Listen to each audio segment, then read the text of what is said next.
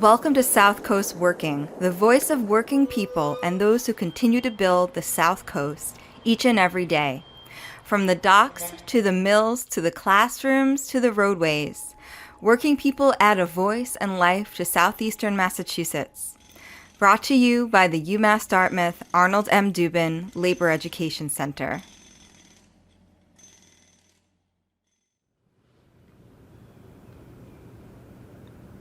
The guys I work with are great. They're like big brothers or uncle kind of thing. We all look out for each other.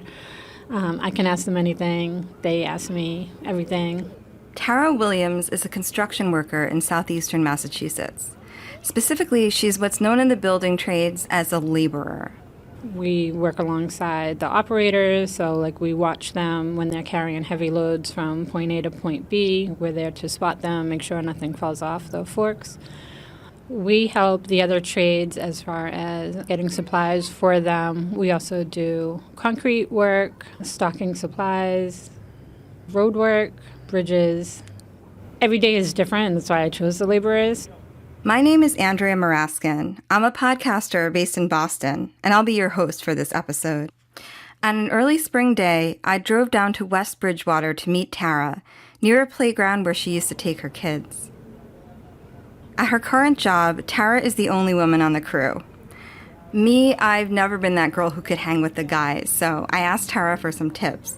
It sounds crazy, but like guys are going to be burping, they're going to be farting, they're going to do the bathroom jokes, just like high school and and middle school, like it's going to happen. So you either just like laugh with them or you roll your eyes at them or whatever, but it's like, it's all in fun. So you got to have a sense of humor. Oh, absolutely. It helps the day go by so much better. Yeah, we have a bunch of comedians. Like we all have our little like comedy skits that we'll do like from TV, or like we'll make up our own, or we have nicknames for each other. I wanted to talk to Tara because she's a success story in the local labor union's efforts to bring more women and people of color into careers in construction. The daughter of a Ukrainian and Russian mother and an African-American father, Tara is also an anomaly. Nationally, 11% of workers in the construction sector identify as women, and 88% identify as white. When you take out office workers and look only at people who work with tools, women only make up 4% of the construction workforce. For now, Tara is an apprentice. Apprenticeship is kind of an on-the-job training, and it's the first phase of a construction worker's career. It usually lasts about 3 to 5 years. So she earns less than the more experienced members of her crew. But once Tara gets licensed as a journey person, she'll be making the local union rate of about $35 per hour. Earlier this year, U.S. News & World Report published a list of the 25 highest-paying jobs that don't require a college degree. 11 of them were in construction, including electrician, plumber, brick mason, and wind turbine technician. Employment in construction increased steadily from 2010 to 2020. Construction all but shut down in April 2020 because of COVID, but employment picked up again really quickly, and it's now approaching pre-pandemic levels. Now, construction workers who live here in southeastern Mass often have to drive to the Boston area for work. But a new industry, offshore wind, promises to offer opportunities closer to home. And then there's that Infrastructure and Jobs Act that President Biden signed last November. The White House says it expects an average of 1.5 million new infrastructure jobs every year for the next 10 years. So if you're willing and able to work with your body and take the risks that come with it, construction is bubbling with opportunities right now. And construction is one of the few careers left in the United States where you can make a good living without a college degree. But it's also one of the few fields available to high school graduates, with a workforce that's still predominantly white and male. So what will it take for women and people of color to get a bigger piece of the pie? More specifically, to land the construction jobs that provide the best wages, benefits, and safety standards. Union jobs. And what opportunities are available here on the South Coast? That's what we're talking about in this episode. Before we get into the big picture stuff, you should know more about Tara Williams.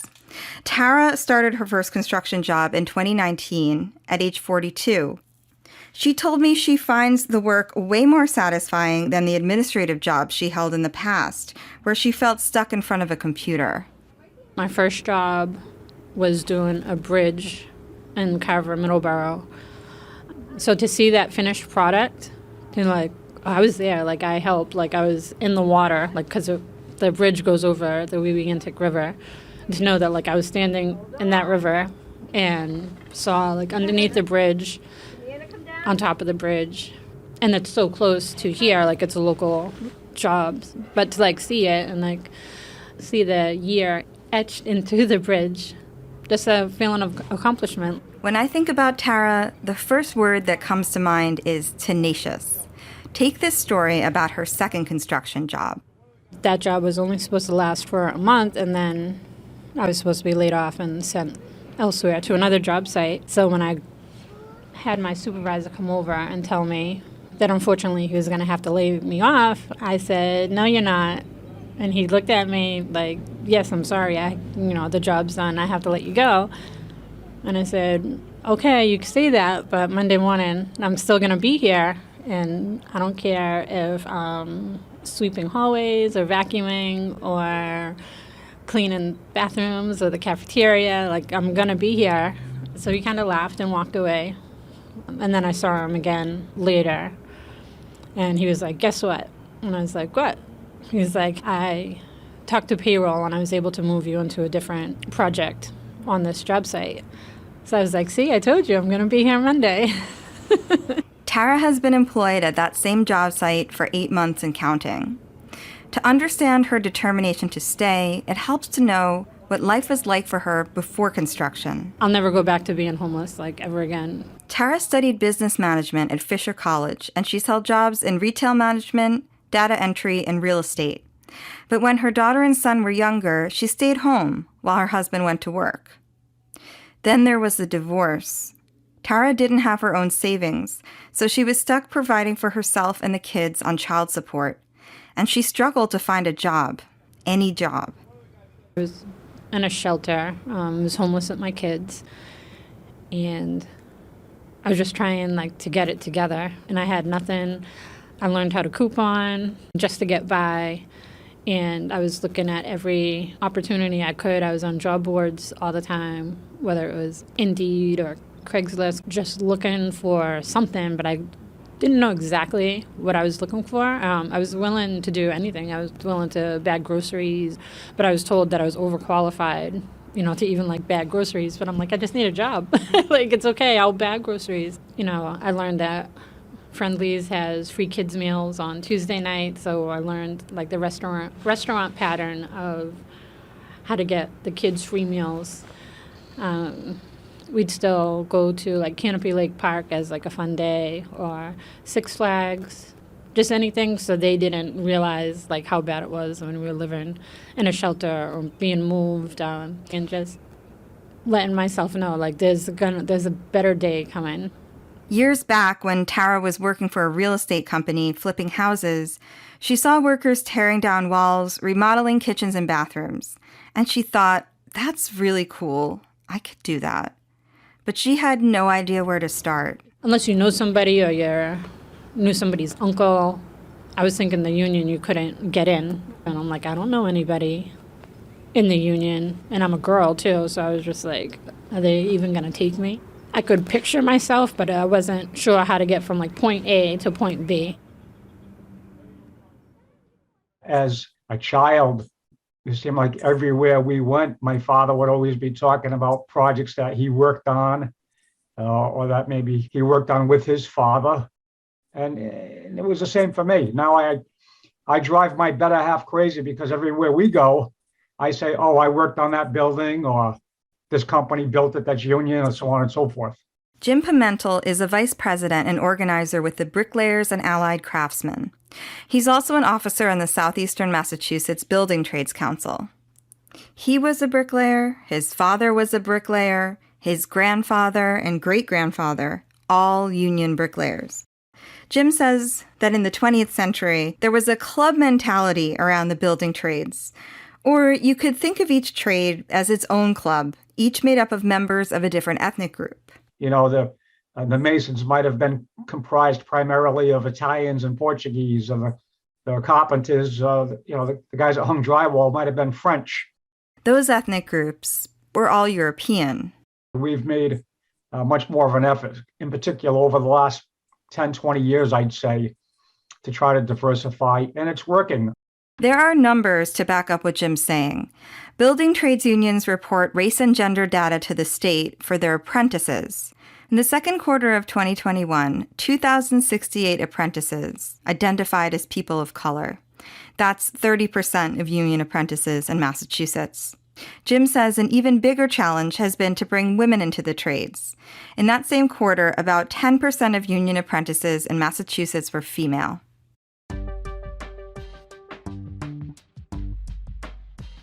So, how did Tara break in? In 2018, she's living in Raynham with her kids. She has a job delivering flowers. She's struggling to make ends meet. One day, in Boston, she sees a flyer in a train station advertising a training program for people looking to start careers in construction. The program was called Building Pathways, and it promised free training with hands-on exposure. Building Pathways is a pre-apprenticeship program. These are intensive training programs that give students a taste of each of the building trades, typically lasting under 2 months, and they serve as a pipeline for apprenticeships at union locals. Tara called the number on the flyer and was referred to Building Pathways South, a program co-founded by Jim Pimentel. Based in Taunton, it's designed to introduce the building trades to women and people of color from the South Coast and Cape Cod. She found a neighbor to help with the kids and began the 7-week training in spring 2019. Tara says she enjoyed learning about the different trades and working with her hands, but her biggest takeaway wasn't technical. The most important thing I learned from there was from Miss Yvonne. She told me to find my voice and to stay strong and always speak loud, because I'm typically soft-spoken, but when I want to get my point across, I'm pretty loud and loud in a good way. Tara would participate in class, but one day after class, I said to Tara, you need to speak up a little more. You're getting all of the answers correct, but nobody's hearing you. And these men are just, me. And the instructor is hearing their answer, but he's not hearing yours. That's Yvonne Toby, aka Miss Yvonne. And I'm the program manager for the Building Pathways South Pre-Apprentice Program, subtitled Your Introduction to Construction. Yvonne is a member of the Wampanoag Nation. And while she doesn't work with tools herself, she's no stranger to construction. I myself come from a family of bricklayers, but my father never once considered that I might want to be a bricklayer, which he was correct, but he should have at least considered it. But he taught my brothers the trade. I asked Yvonne what a typical day is like at Building Pathways South. They start at 7 a.m. sharp. They're expected to be in their seats at 6:45 because they know that we tell them that on a construction site, if you get there at 7 o'clock, you're late. So in the morning is when we have our class time, and we have a certified construction instructor, and he teaches them all about, this type of building and that type of plywood and this type of nail and a lot of construction math. After lunch, we have beautiful shop space. So it's classroom time in the morning and hands-on in the afternoon. Yvonne recruits for the program herself, holding info sessions at public housing complexes, high schools, and libraries. She advertises on Facebook and has even gone door to door handing out flyers. Sometimes she coaxes people out of their shells. Some people are walking around trying to be invisible all of the time. And at Building Pathways South, we try to help them become visible. Students at Building Pathways South are required to pass reading and math tests as well as drug tests, since drug testing is standard on construction sites. After they graduate, or even while in the program, students can apply to any of the 17 building trades unions. Building Pathways South wrapped up its 6th session in the beginning of April 2022. The program has graduated 33 students total, 24 men and 9 women. Training is free for participants, but they're not paid to be there. So taking time away from work can be a challenge. Some students work to support themselves through the program regardless. I will tell you, some of my best graduates were folks who worked the evening shifts. And I would get to the office in Taunton and I'd find them napping in the parking lot. So they were leaving their night job and coming and doing 8 hours of my training. Building Pathways South provides a funnel of labor for state contracts in particular. The program gets its funding from the Massachusetts Department of Transportation through the Coalition for Social Justice Education Fund. Pre-apprenticeship programs like Building Pathways provide Mass DOT and other state agencies with a pool of skilled workers. That helps the agencies meet their mandated diversity goals. Massachusetts law requires that every state construction contract establish goals for the participation of women and minorities, and put processes in place to enforce those targets and monitor progress. In 2009, the Executive Office for Administration and Finance set the floor at 15.3% for minorities and 6.9% for women. But state projects aren't the only option for Building Pathways grads. For example, there's this big opportunity on the horizon, Vineyard Wind, the first commercial-scale offshore wind project in the United States. Well, literally, it's beyond the horizon. The turbines, each more than twice the height of the Statue of Liberty, will stand 15 miles south of Martha's Vineyard on the continental shelf. There's going to be the installation of the turbines, the foundations, the cabling under the ocean bed, and then the cabling under the streets, which is going to carry the power into the grid. Dave Arujo spent 3.5 years negotiating the involvement of union labor on the Vineyard Wind project. He's president of the Southeastern Massachusetts Building Trades Council. Vineyard Wind, a joint venture between the investment firm CIP and the Spanish wind developer Avangrid, signed the project labor agreement with the Building Trades Council in July 2021. The agreement covers a project known as Vineyard Wind 1, 62 turbines in federal waters between Massachusetts and Rhode Island. The wind farm is expected to produce 800 megawatts of electricity a year, enough to power 400,000 homes. In the document, Vineyard Wind commits to about 500 union construction jobs. Goals are set for 10% women, 20% people of color, and 51% residents of the surrounding counties. Also included in the deal is $500,000 for Building Pathways South. Starting in February 2022, 27 hours of offshore wind training have been added to Building Pathways South's curriculum, and the offshore wind training is taught by a female instructor. Some of the jobs will take place on land, like assembling equipment in the staging area in New Bedford and connecting the underwater cables to the landing point in Barnstable. But those jobs out at sea are going to be intense, challenging, and different from anything tradespeople around here have ever done before. The first process of this project will be driving the foundations, and those are roughly about 165-foot long steel foundations. They drive those into the seabed. They let them sit for a few days, and then they'll come back and they'll put what they call a transition piece on that, and then that'll sit. And then once they start bringing out the components for the towers, they'll start erecting the towers on that transition piece. The challenge is finding that right person that's interested in working offshore for, 14 days at a time, 12-hour shifts in December and January. I mean, everybody wants to go out there in July when it's no wind and the water is calm and the weather is beautiful. But they have to make the commitment that they're willing to work for the 9 to 10, 11 months offshore, to construct this project. The offshore jobs will pay the same established union rates as workers make on land, but the offshore workers will make a lot of overtime, and they'll have 2 weeks in between trips to rest at home.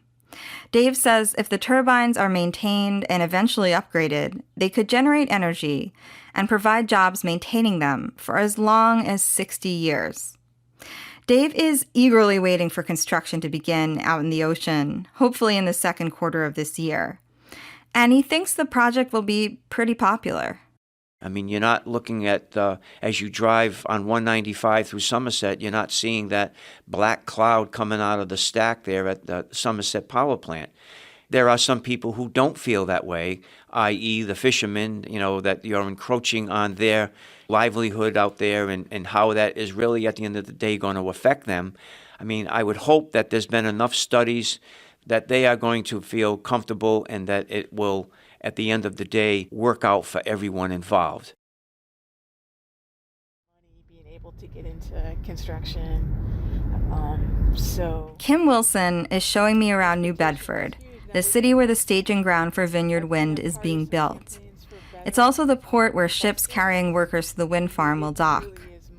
Kim is the director of the UMass Dartmouth Labor Education Center and my point person for the podcast. Okay, so this building here is the old City Hall.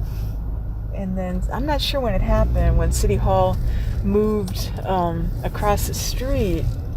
But it's a really beautiful building, and I stopped because there's a relief of Frederick Douglass. New Bedford is a city with a rich past. For example, it was the first place Frederick Douglass lived after he escaped slavery. He launched his abolitionist career here. And when Herman Melville set the opening scenes of Moby Dick here, it was the country's most prosperous whaling port. Might have moved.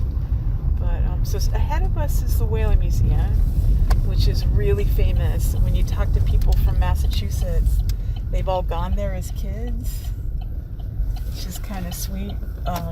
I'm here to learn about the history of New Bedford's fishing industry. Fishing makes up most of New Bedford's industrial base, and Kim says the fishing business is the reason the city survived a decades-long economic depression. For the past 20 years, New Bedford has been the country's most profitable fishing port, bringing in $451 million in 2019. We duck into a sunny gallery space on Bethel Street, the New Bedford Fishing Heritage Center. Hello. You too. Thank you very much. This is a great. You've been here before? No, it's my This first is time. great. It's great. You can do the interactive thing of like the captain ship thing. Oh, thank Be you. like a captain. I'll have to try Yeah, that. you can be the captain. No, it's not funny. There's one room in the back with a history of all the women that have been out on fishing boats and everything else, and captains and everything. It's absolutely incredible. Are you from? Just a side note, coming from Boston, I have to say people are very friendly here. On display are models of boats, videos, and a simulation station where, yes, you can be the captain. There's also a display about organized labor in the fishing industry, which Kim helped put together. You can pick up a phone receiver, push a button, and listen to one of several audio clips. Okay, which one should I listen to? This is the former director of the Labor Center. In 1933, there was a local founded by Cape Verdean longshoremen in Providence, Rhode Island. And then, lo and behold, I came upon the two locals here, which was founded mostly by Cape Verdean and Portuguese longshoremen in 1936. This shows us the work that people can do when they come together, because the local here changed the lives of the community significantly. Because it raised their living. In the recording, late labor activist and union leader Jose Soler is speaking about longshoremen, workers who unload cargo from ships. Their union, the only one left today on the New Bedford waterfront, was co-founded by immigrants and children of immigrants from Cape Verde, an archipelago off the coast of West Africa, where most people have mixed African and Portuguese heritage. And the Longshoremen's Union continues to be a place where Cape Verdeans and people of different ethnicities advocate for better wages and working conditions. A couple of points I want to make before we move on. One, a common criticism that trade unions face, and you might have heard it if you've been following the news about Vineyard Wind, is this. Bringing a union on a construction project means people of color won't get the chance to work on it. The Longshoremen's Union is evidence that organized labor can be a powerful tool for equity among historically marginalized groups here on the South Coast. And while pre-apprenticeship programs like Building Pathways South are a good start, it's crucial that, like the longshoremen, people of color and women gain positions in union leadership in the building trades, and we're not there yet.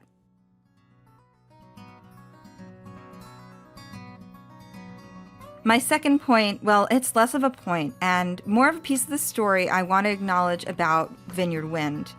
As I mentioned, fishing matters a lot to the local economy. And like construction, it's an industry where people without college degrees can make a good living. You heard Dave Araujo talk about opposition to the wind farm coming from fishermen. In the last decade, groups of fishermen in Massachusetts and Rhode Island have protested Vineyard Wind. Squid fishermen say they won't be able to navigate large ships around the turbines, forcing them to bring in a smaller catch. Scallopers, whose boats drag huge nets along the ocean floor, argue their nets would get caught up in the turbines without wider shipping lanes through the wind farm. The fisheries versus Vineyard Wind story is still evolving, and the details of it are beyond the scope of this podcast. But the fishermen have had some wins. The leasing area for Vineyard Wind and future wind farms is in federal waters, and as a result of feedback from fisheries, the federal government reduced the area where turbines may be built by more than half. And thanks to advances in tech, Vineyard Wind reduced the number of turbines it plans to install from 100 to 62. There isn't much data on how wind farms affect commercial fishing. Still, when the Biden administration issued its final permit for the project, it included the prediction that the entire area will likely be abandoned by commercial fisheries due to difficulties with navigation. The major hurdles have been cleared, and it looks more likely than ever that Vineyard Wind will be built, and soon. New Bedford and the South Coast are making a bet that the new offshore wind industry can coexist with the fishing industry and boost the local economy while promoting sustainability for planet Earth.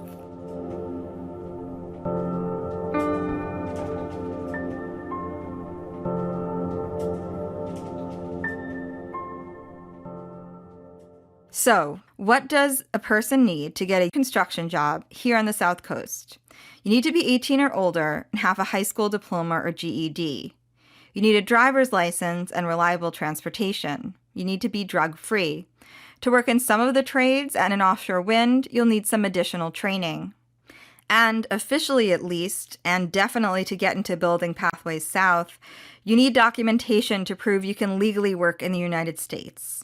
This presents a barrier for undocumented immigrants, most from Central America, who make their homes in places like New Bedford and Fall River. Immigrants here without documents make up a growing proportion of the construction labor force in the area. That's according to Ernesto Bello, an organizer with the North Atlantic States Regional Council of Carpenters. We're definitely in a building boom, bigger than most of this generation has seen. He says the reason for the rise in undocumented labor in construction goes back to a building bust, the Great Recession of 2008. Construction ground to a halt, and the industry took about 4 years to rebound. During that time, lots of workers retired or left construction. We had thousands of members leave the union that, they went and got jobs in the hospitality industry. They went and got jobs in manufacturing, landscaping, things like that. They left the construction industry, and it created a big void. And that creates opportunity for individuals to get into the industry that might not necessarily have the opportunity otherwise. Undocumented workers are usually employed on construction sites through a tiered system of subcontracting. Say a private school, for example, wants to build a new wing. The school hires a general contractor. Then that contractor hires subcontractors to do different parts of the construction, bricklaying, drywall, roofing, etc. Then the drywall contractor, say, hires another subcontractor. And that third tier subcontractor, that's the one that hires undocumented workers, paying them in cash or personal checks. As part of his job, Ernie visits construction sites to monitor for this kind of fraud. Sometimes he's contacted by workers or community members about being owed wages or not getting paid overtime. He says there are financial incentives for undocumented folks to work in construction. Construction is an area where you will make more than you'll make in a restaurant, even though you're being exploited. But the exploitation is no different than, somebody working in a restaurant for 70 hours a week, making $10 an hour. In construction, it might be 15 or 20, but there is no overtime being paid. There's no workman's comp being paid. They don't have a safety net if they're hurt on these jobs. Construction generally is one of the more dangerous professions you can be in, and the injuries happen on the job every day. Ernie's coworker, Derek Adamick, is a business representative for the Carpenters Union. Derek and Ernie say that for undocumented workers, the risks and consequences of getting injured on the job are especially serious. They told me this one story from 2016 that was honestly difficult to hear. A 15-year-old was working in Maine, and he was dropped off at a hospital in Massachusetts after he fell and broke his leg. He was from Brockton, Massachusetts. He was working for a contractor illegally, and he fell, and they were trying to get him back to his house in Brockton in a van, not knowing who his real employer was. It was just the first name of whoever he was working for. And he should have been in school. He should have been in Brockton High School, but instead he was in an unsafe place without the proper safety equipment, fell off, broke his leg, and they dumped him off at a hospital emergency room on the North Shore because they couldn't listen to his screams anymore on the way trying to get him back to Brockton so that they could cook up a story to say that he fell off his back porch of his house. So what can be done to curb exploitation of undocumented immigrants on construction sites? The best thing that we can do now for them is, one, educate them on what the fair living wage is and that they should strive for it. And if they aren't receiving it, help them advocate on their behalf to get them what they are owed. And document all these cases so that we can then present them to the attorneys general for different states or to the Department of Labor and say, see, here's documented evidence that there is an issue here that you need to address. As part of his job, Ernie will sometimes follow a van carrying workers back to where they're staying. He'll show up at the door with a pizza or invite workers out for a meal, try to have a conversation about their working conditions. If there are violations, he can call a private attorney or sometimes get the Massachusetts Attorney General involved on individual cases.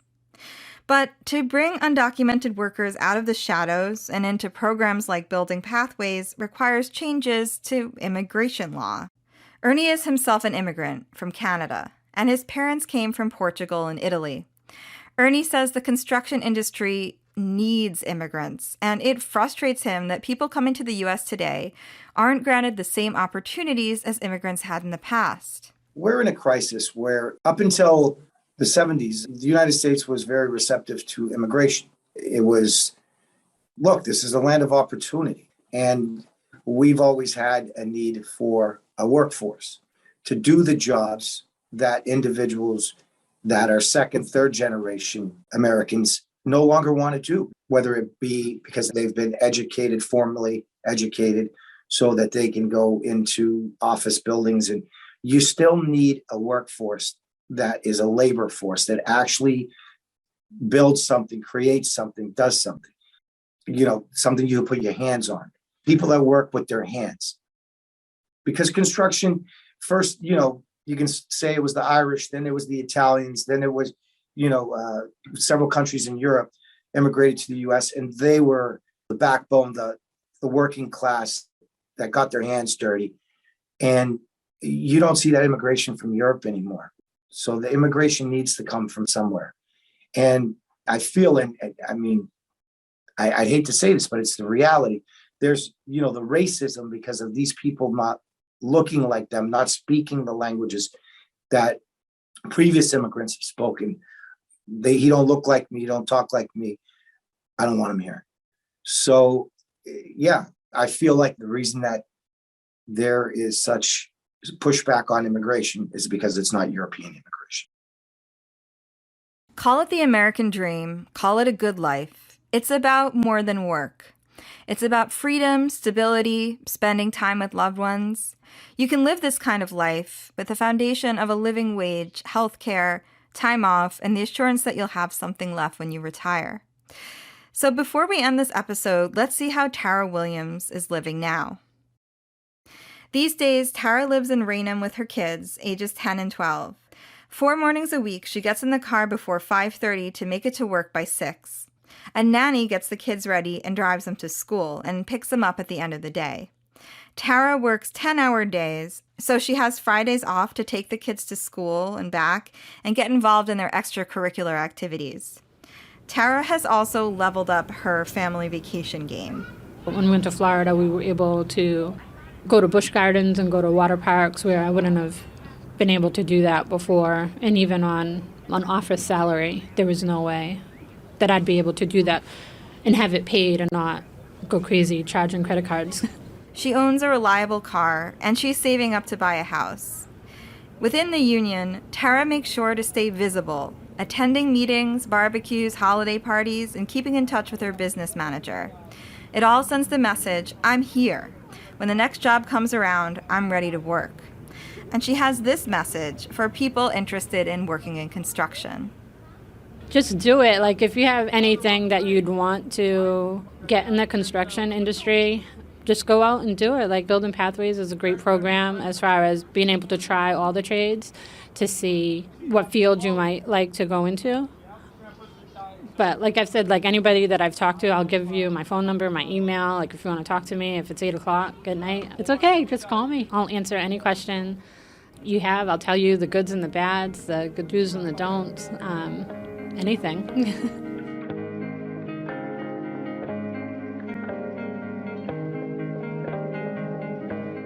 Tara's email is taraluba@gmail.com. That's TARALUBA@gmail.com. And don't worry if you can't remember that, you can find it in the episode notes along with other resources. And check out buildalifema.org for more information about careers in construction.